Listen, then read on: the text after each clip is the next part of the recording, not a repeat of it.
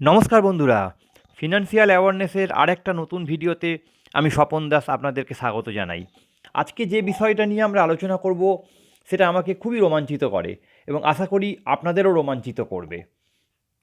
আমরা ভারতবাসী হিসেবে সবাই খুবই গর্বিত, আপনারাও গর্বিত। আর এই ভিডিও দেখার পর ভারতবাসী হিসেবে আপনাদের গর্ব আরও খানিকটা বেড়ে যাবে আমার দৃঢ় বিশ্বাস। আমাদের মধ্যে সবাই মোটামুটি চাই যে প্রচুর পয়সা ইনকাম করে বড়লোক হতে, এবং বিশেষত যারা প্যাসিভ ইনকামের মাধ্যমে বড়লোক হতে চায় তাদের জন্য কিন্তু একটা খুব অসাধারণ ইনস্ট্রুমেন্ট রয়েছে, যেটাকে আমরা বলি ইকুইটি। নর্মালি অ্যাক্টিভ ইনকাম করে তো অনেকেই পয়সা রোজগার করে থাকে, কিন্তু প্যাসিভ ইনকাম করে ঘরে বসে বসে ইনকামের মাধ্যমে বড়লোক হতে কে না চায়। এবং সেটার জন্য আমাদের হাতে সুন্দর যে অস্ত্রটা রয়েছে সেটা হচ্ছে ইকুইটি। এবং আমাদের ভারতবর্ষ আমাদেরকে সেই পাওয়ার দেয় যে আমরা ইকুইটি মিউচুয়াল ফান্ডের মাধ্যমে ঘরে বসে বসে বড়লোক হতে পারি। কিন্তু ইন্ডিয়ার মধ্যে কী এমন আছে, ভারতবর্ষে কী এমন আছে যে সারা পৃথিবী থেকে ইনভেস্টাররা ভারতে ইনভেস্ট করার জন্য অ্যাট্রাক্টেড হয়? তো সেই বিষয়ে যাব। তার আগে আপনারা ওয়ারেন বাফেটের নাম তো নিশ্চয়ই সবাই শুনেছেন, যিনি প্যাসিভ ইনকামের মাধ্যমে ঘরে বসে বসে বিলিয়নিয়ার হয়েছেন। তিনি নিজে কোনো দিন কোনো ফ্যাক্টরিতে কাজ করেননি, তার কোনো নিজের ফ্যাক্টরিও নেই। তিনি কোনো অফিসেও কাজ করেননি, তার নিজের যে অফিস আছে সেই অফিসটাও তার নিজের তৈরি করা, সেখানে তিনি কাজ করেন না, তার নিজের অফিস সেটা।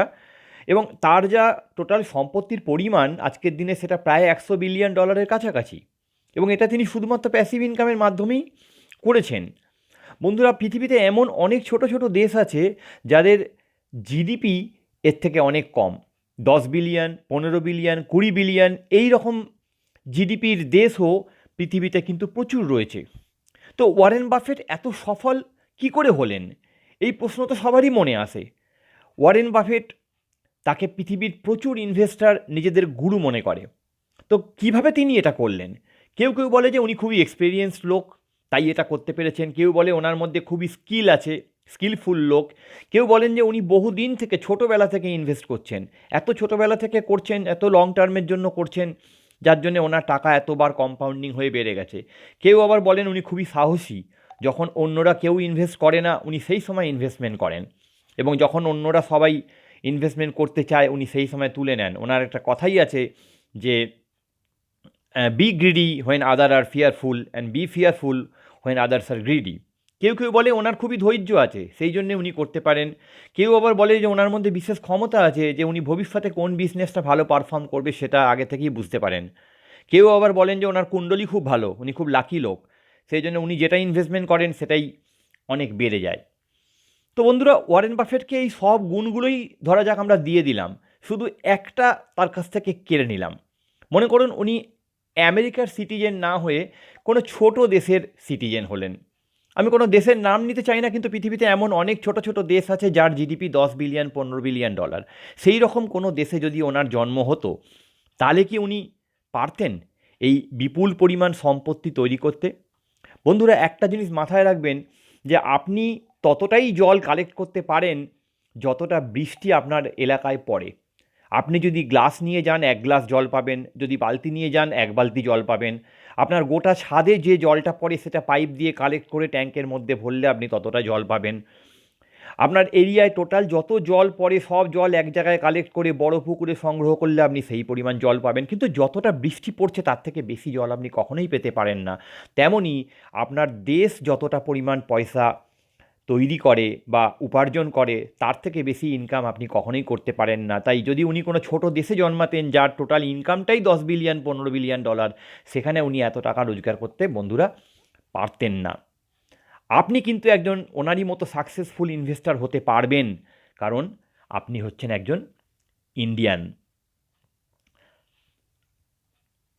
তো ইন্ডিয়াকে আপনারা বন্ধুরা ছোটোবেলায় সবাই শুনেছেন, আমরাও শুনেছি বাবা মার কাছে, যে আমাদের ভারতবর্ষকে একসময় বলা হতো সোনে কি চিড়িয়া। তো কেন এরকম সোনে কি চিড়িয়া বলা হতো ভারতবর্ষকে? 1707 সালে যখন আওরঙ্গজেব মারা গিয়েছিলেন, সেই সময় ভারতবর্ষের জিডিপি ছিল পৃথিবীর মধ্যে হায়েস্ট। হ্যাঁ বন্ধুরা, পৃথিবীর মধ্যে হায়েস্ট জিডিপি ছিল। এবং ভারতবর্ষের জিডিপি তখন গোটা পৃথিবীর জিডিপির 25%কে কন্ট্রিবিউট করতো, যার জন্য ইন্ডিয়াকে সেই সময় বলা হতো সোনে কি চিড়িয়া। বন্ধুরা, আপনারা এটা জানেন যে সারা পৃথিবীর লোকেরা সেই জায়গাতেই যেতে পছন্দ করে যার জিডিপি বেশি। আজকের দিনে দেখবেন বন্ধুরা, বেশিরভাগ দেশের প্লেন আমেরিকার মাটিতে ল্যান্ড করে। সারা পৃথিবীর থেকে মানুষ ইউএসএতে যেতে চায়, কারণ ইউএসএর জিডিপি অনেক হাই এবং সেখানে প্রচুর অপশান আছে পয়সা রোজগার করবার জন্য। সেই জন্য সারা পৃথিবী থেকে লোকজন ইউএসএতে যেতে চায়। ঠিক এই রকমটাই কিন্তু একসময় হয়েছিল আজ থেকে হাজার হাজার বছর আগে ইন্ডিয়ার মাটিতে, যখন ভারতবর্ষের বুকে প্রচুর ইনভেডাররা অ্যাটাক করেছিল। যেমন আর্যরা অ্যাটাক করেছিল, হুনসরা, তুর্করা, মঙ্গলরা, মুঘলরা, সবশেষে ব্রিটিশরাও অ্যাটাক করেছিল ইন্ডিয়াতে, শুধুমাত্র একটাই কারণে, যে ইন্ডিয়ার জিডিপি ছিল সেই সময় হাইয়েস্ট। সেই একই রকম ঘটনা কিন্তু বন্ধুরা আবার ঘটতে চলেছে এবং ঘটছে। স্পেশালি 1991 সালে আমাদের দেশে যখন এলপিজি রিফর্ম হয়েছিল, তারপর থেকে এলপিজি অর্থাৎ লিবারালাইজেশন, প্রাইভেটাইজেশন, গ্লোবালাইজেশন। আপনারা জানেন 1991 সালে মনমোহন সিংয়ের হাত ধরে, আমাদের তৎকালীন ফাইন্যান্স মিনিস্টার মনমোহন সিং, ওনার হাত ধরে এবং পিভি নরসিংহ রাওয়ের গভর্নমেন্ট চলাকালীন এলপিজি রিফর্মস আমাদের দেশে এসেছিল। আমরা লাইসেন্স রাজ খতম করেছিলাম, বিজনেস করা এখানে অনেক সহজ হয়েছিল এবং তারপর থেকে ইন্ডিয়ার জিডিপি হু হু করে বাড়ছে এবং আমরা ডেমোগ্রাফিক ডিভিডেন্ড পাচ্ছি। ডেমোগ্রাফিক ডিভিডেন্ডটা কী জিনিস বন্ধুরা?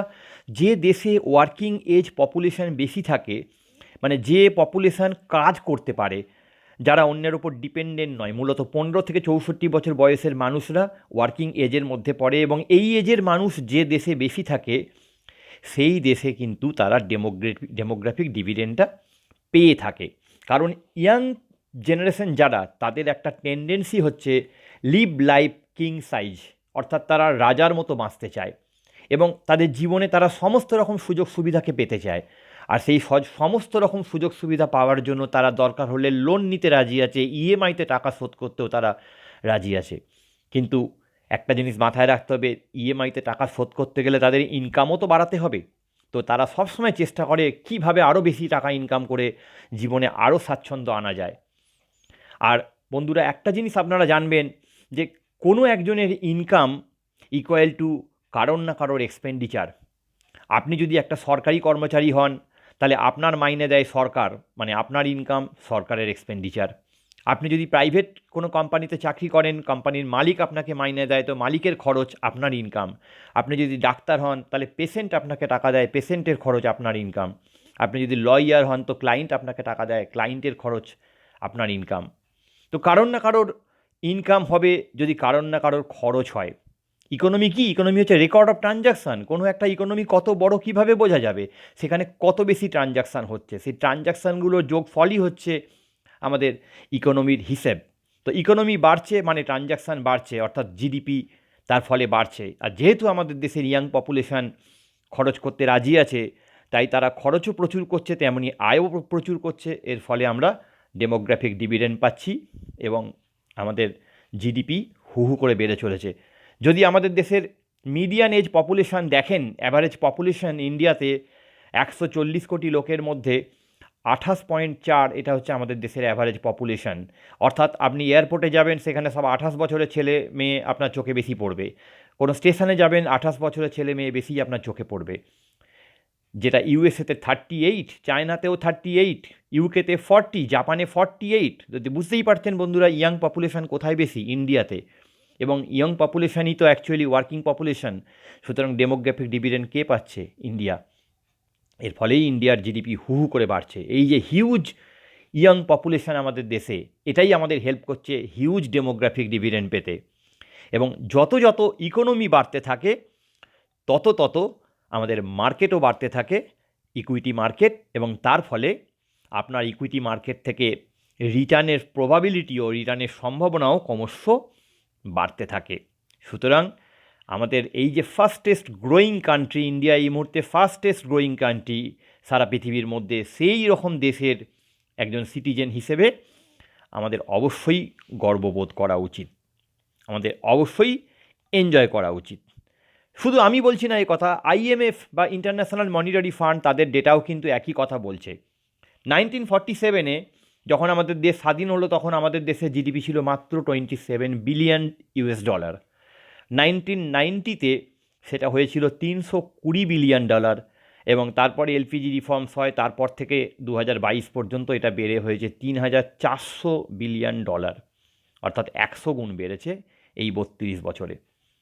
তো 1947 থেকে 2022 অবধি এই 75 বছরে আমাদের জিডিপি হয়েছে $3,400 বিলিয়ন, আর ইন্টারন্যাশনাল মনিটারি ফান্ডের ডেটা সাজেস্ট করছে আগামী 10 বছরে এটা ডাবল হয়ে যাবে, অর্থাৎ প্রায় $7,000 বিলিয়ন হয়ে যাবে।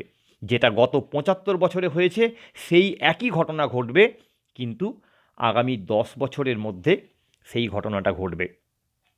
এখানেই শেষ নয় বন্ধুরা, যদি আপনারা আমাদের দেশকে যারা 200 বছর ধরে শাসন করেছিল সেই ব্রিটিশদের জিডিপি দেখেন, ইউকের জিডিপি 2008 সালে ছিল $2,930 বিলিয়ন, আর সেটাই 2022-এ এসে হয়েছে $3,200 বিলিয়ন, অর্থাৎ প্রায় কিছুই বাড়েনি, যা ছিল তাই আছে 2008 থেকে 2022-এর মধ্যে। অথচ আপনি জিডিপি যদি ইন্ডিয়ার দেখেন, 2008 সালে যেটা ছিল $1,200 বিলিয়ন, সেটা এখন 2022-এ এসে হয়েছে $3,400 বিলিয়ন।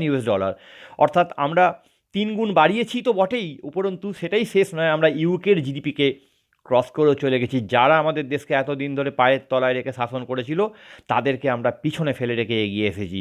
তো বন্ধুরা, যদি আপনারা কেউ খুব রিসেন্টলি ইউকে যান বেড়াতে কোনো কারণে, তাহলে অবশ্যই সেখানে বাঘের মতো হাঁটাচলা করবেন। ওদেরও বোঝা দরকার যে ওরা কোথায় এসেছিল, কাদের সঙ্গে ওরা পাঙ্গা নিয়েছিল।